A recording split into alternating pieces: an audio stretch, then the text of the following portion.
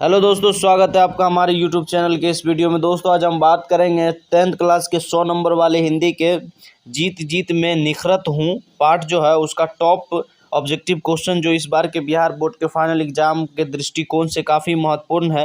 दोस्तों हमने काफ़ी गाइड्स को यूट्यूब चैनल्स के वीडियो को देखने के बाद ऑब्जर्वेशन करने के बाद हमने टॉप 10 ऑब्जेक्टिव क्वेश्चन इस वीडियो में डाले हैं। ठीक है, तो दोस्तों चलिए बिना समय गवाए सबसे पहले क्वेश्चन की ओर बढ़ते हैं। उससे पहले अगर आप हमारे चैनल पर नए हैं तो प्लीज़ हमारे चैनल को सब्सक्राइब कर दीजिए, बेल आइकन के घंटे को अच्छे से दबा दीजिए और लाइक एक प्यारा सा हाथ से प्यारा सा लाइक कर दीजिए। ठीक है, चलिए क्वेश्चन को स्टार्ट करते हैं। तो हमारा सबसे टॉप 10 में से सबसे पहला ऑब्जेक्टिव क्वेश्चन है, बिरजू महाराज ने कितने प्रोग्राम करके बाबूजी की 10वीं और 13वीं करवाई थी। ठीक है, बिरजू महाराज ने कितने प्रोग्राम करके बाबूजी की 10वीं और 13वीं करवाए थे। ठीक है ना, तो इस क्वेश्चन का जो आपका ऑप्शन है ए में है कि 2, ऑप्शन बी में 3, ऑप्शन नंबर सी में जो है वो है 4 और ऑप्शन नंबर डी में आपका हो जाएगा 5। ठीक है, तो बिरजू महाराज ने कितने प्रोग्राम करके बाबूजी की 10वीं और 13वीं करवाई। इस क्वेश्चन का जो आपका राइट आंसर होगा वो होगा आपका ऑप्शन नंबर सी 4। ठीक है, बिरजू महाराज ने 4 प्रोग्राम करके बाबूजी की 10वीं और 13वीं कराई थी। ऑप्शन नंबर सी इस क्वेश्चन का राइट आंसर है, याद रखिएगा। चलिए आगे बढ़ते हैं। अगला क्वेश्चन है, पौ बिरजू महाराज को संगीत नाटक अकादमी अवार्ड कब मिला। बिरजू महाराज को संगीत नाटक अकादमी अवार्ड जो है वो कब मिला। ठीक है, ऑप्शन नंबर ए में 1965 ईस्वी में, ऑप्शन नंबर बी में 1967 ईस्वी में और ऑप्शन नंबर सी में 1968 ईस्वी में और ऑप्शन नंबर डी में 1975 ईस्वी में। ठीक है, तो बिरजू महाराज को संगीत नाटक अकादमी अवार्ड कब मिला, इस क्वेश्चन का जो आपका राइट आंसर हो जाएगा वो होगा आपका ऑप्शन नंबर ए 1965 ईस्वी में। ठीक है, 1965 ईस्वी में बिरजू महाराज को संगीत नाटक अकादमी अवार्ड मिला था। चलिए आगे बढ़ते। तो क्वेश्चन है, बिरजू महाराज का जन्म कब हुआ था। ठीक है, यह क्वेश्चन काफ़ी VVI है, 2018 में 2019 में पूछा गया है। ठीक है ना, तो थोड़ा ध्यान दीजिएगा। ऐसे सारे टॉप 10 ऑब्जेक्टिव VVI है,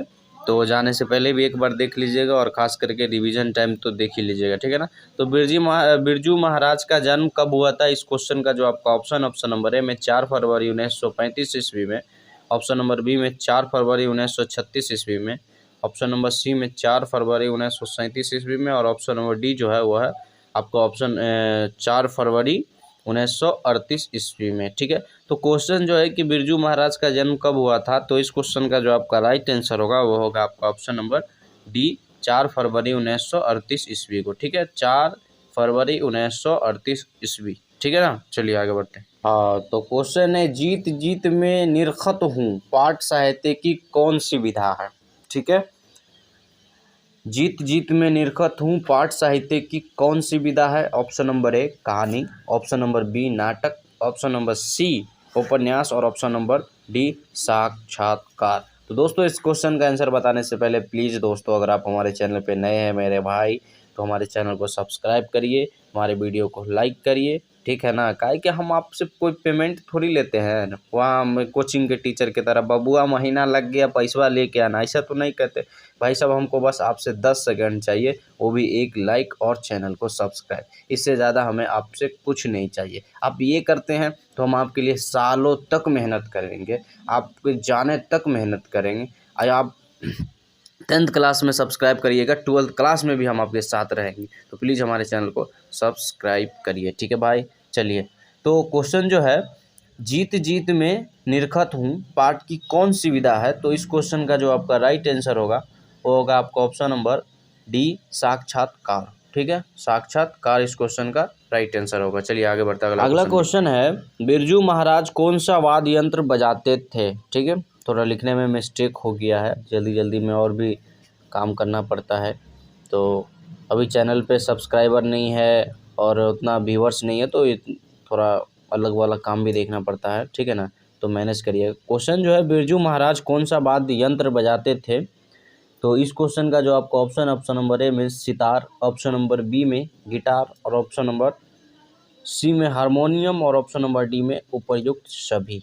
ठीक है ना, तो क्वेश्चन जो है कि बिरजू महाराज कौन सा वाद्य यंत्र बजाते थे। तो इस क्वेश्चन का जो आपका राइट आंसर होगा वो होगा आपका ऑप्शन नंबर डी, सभी। सितार भी बजाते थे, गिटार भी बजाते थे और हारमोनियम भी बजाते थे। तो ऑप्शन नंबर डी इस क्वेश्चन का राइट आंसर हो जाएगा। चलिए, तो क्वेश्चन कहता है प्रसिद्ध नर्तक शंभू महाराज बिरजू महाराज के कौन थे? ठीक है, प्रसिद्ध नर्तक शंभू महाराज बिरजू महाराज के कौन थे? ठीक है ना। तो इस क्वेश्चन का जो आपका ऑप्शन है, ऑप्शन नंबर ए में पिताजी, ऑप्शन नंबर बी में चाचा, ऑप्शन नंबर सी में मामा और ऑप्शन नंबर डी में नाना। ठीक है ना। तो प्रसिद्ध नर्तक शंभू महाराज बिरजू महाराज के कौन थे?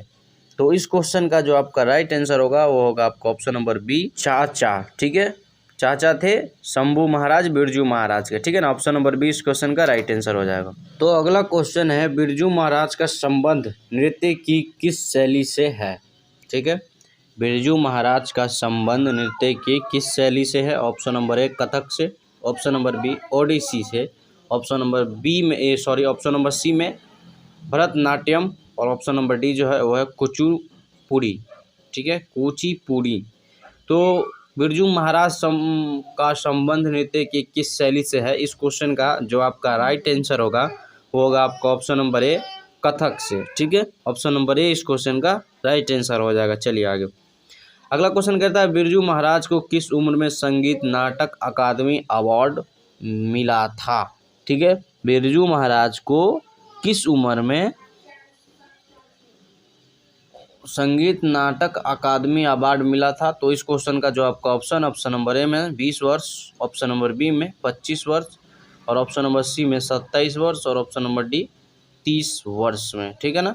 तो जो क्वेश्चन है कि बिरजू महाराज को किस उम्र में संगीत नाटक अकादमी अवार्ड मिला था, तो इस क्वेश्चन का जो आपका राइट आंसर होगा वो होगा आपका ऑप्शन नंबर सी 27 वर्ष के उम्र में। ठीक है, ऑप्शन नंबर सी 27 वर्ष की उम्र में बिरजू महाराज को संगीत नाटक अकादमी अवार्ड मिला था। चलिए आगे बढ़ते। इस वीडियो का सबसे आखिरी क्वेश्चन है बिरजू महाराज खुद को किसका शागिर्द मानते थे?